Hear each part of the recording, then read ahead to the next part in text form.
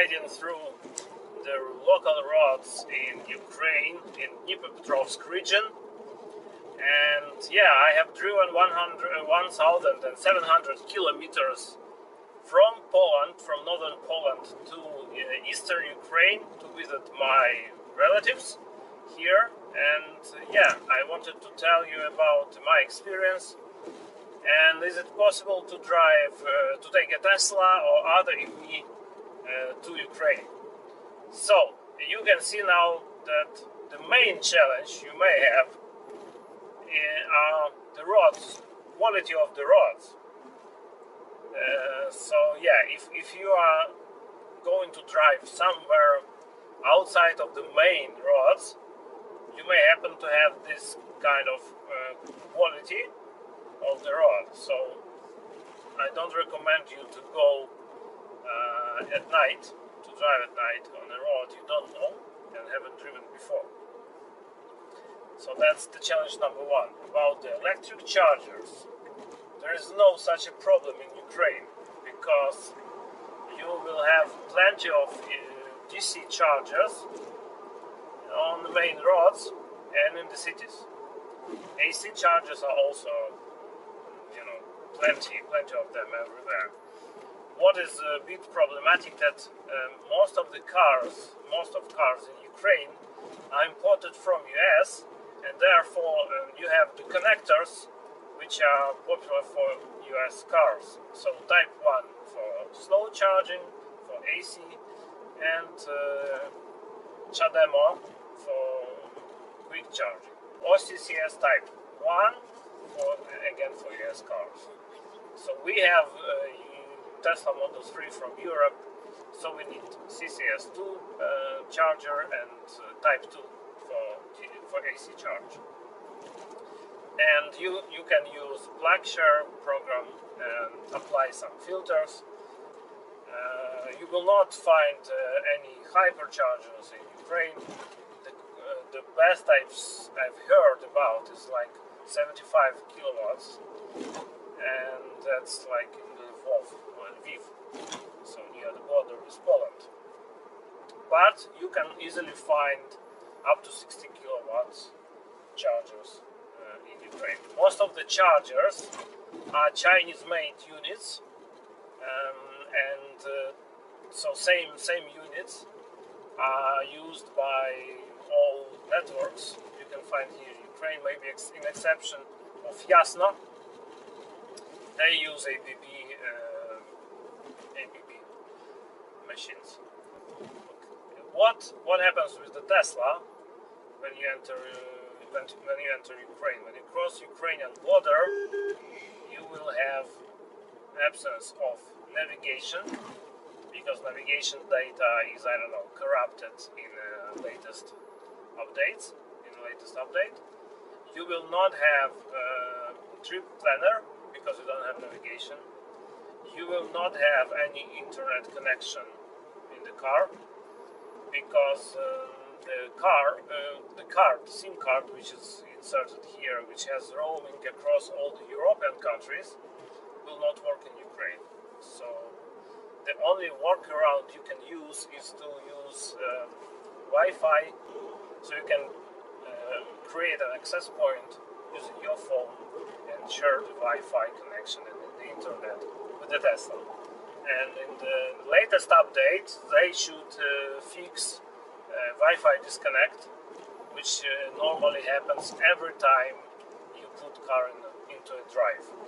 So you need to manually turn on the Wi-Fi, and then you will have internet again. So that's why you'd better buy two SIM cards for two different networks. Like you can have Vodafone, Live, Kyivstar. These networks you can freely buy in any gas station once you cross the border of Ukraine, and they are not expensive at all. So I recommend you to do this. After that, you can use you can listen to your music. You can see the map and the traffic jams, but navigation will not work anyway. So what I have used, I wanted to use a better route planner. I have a live connection, I have premium access. I wanted to use a better route planner and display it on the web browser inside the Tesla. But unfortunately, during our trip into the Ukraine, we lost a better route planner has lost connection with the Tesla API due to some changes Tesla has implemented, and we need to wait for a better route planner to restore the connection. So that's the kind of ROAS I've told you about. So I haven't used a better planner at all. In the end, we only used Blackshare to see the map with the filters applied to see where we can find the next quick charger along our route. And we have used Waze navigation because you can with Waze you will have warnings about bad road, potholes, things like that, and the police controls.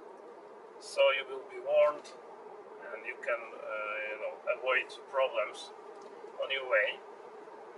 So I have used a split screen function on my iPad. So on the one half I had Waze, and the second half I had Blackshare. So the example, we drive from the Kyiv in direction of Dnipro city, and we driven at night, and we wanted some coffee. We needed it quite badly. So we checked the map, and it appeared that in 8 kilometers we will have a quick DC charger, like up to 50 kilowatts. And it's located on a gas station.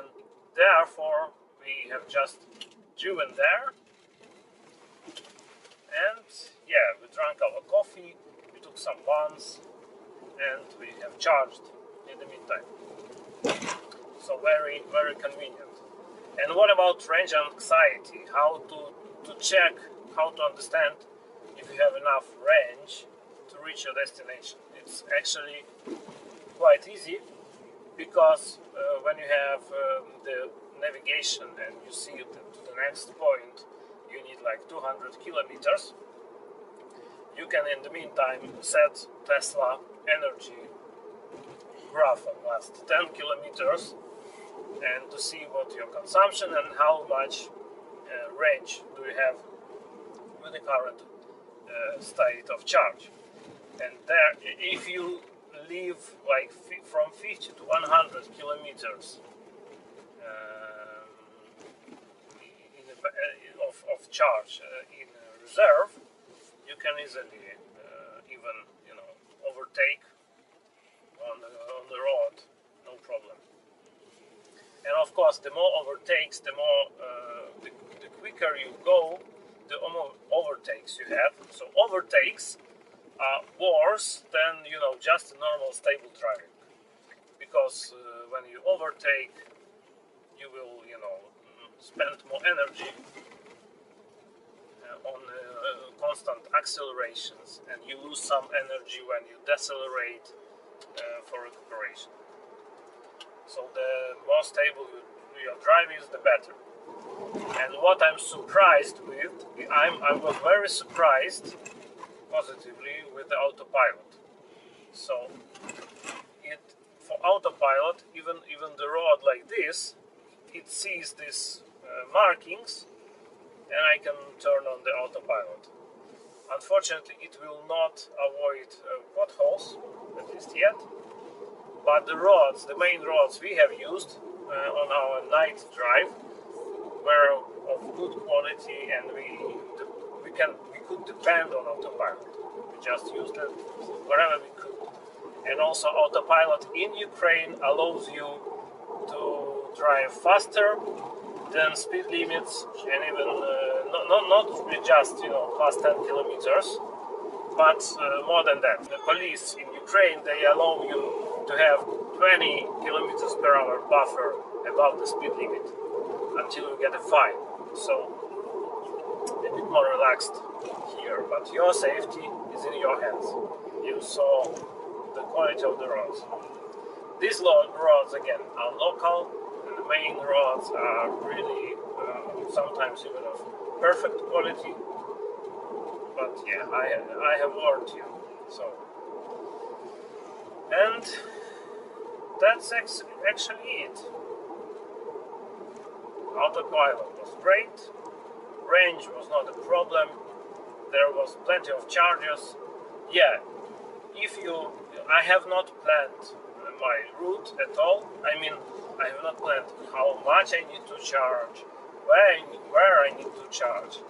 I just planned the route. I knew what roads I should take, what roads have better quality, and yeah, just followed the route on the map and charged when the car needs to charge. Or I have selected stops on chargers. So if I need to go to toilet to take some coffee or take a rest, I did it somewhere where I have a charger, at least 11 kilowatts AC. And for the coffee, I have planned to stop on a charger with DC. So that's the plan. No need to plan and calculate and everything. I had plenty. I had an impression that Tesla has plenty of range, even for the country without superchargers. So really quite impressed with the performance. So yeah, thank you very much. I will have more detailed report later on. And now just my first impressions. So yeah, see you.